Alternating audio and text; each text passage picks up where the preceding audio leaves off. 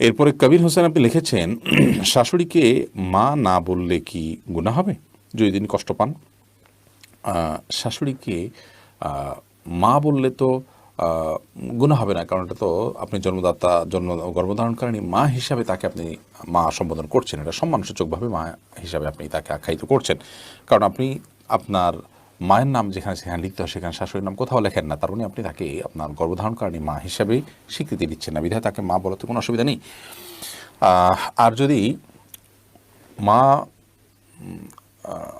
বললে তিনি কষ্ট পান, তাহলে সেক্ষেত্রে এরকম তো হওয়ার কথা নয়। যদি এরকম হয় তাহলে সেক্ষেত্রে আপনি বলবেন না। আপনি লিখেছেন প্রশ্নে, শাশুড়িকে মা না বললে কি গুনাহ হবে? না বললে তো কোনো গুনাহ হবে না। আপনি প্রশ্ন করার কথা যে মা বললে কি গুনাহ হবে কিনা, না বললে তো গুনার কিছু না। আপনি শাশুড়িকে আন্টি বলেন বা অন্য কিছু বলেন, তাতে কোনো অসুবিধা নেই। এরপর মোহাম্মদ মেহেদি আপনি লিখেছেন, নামাজ পড়তে গিয়ে যদি কান্না আসে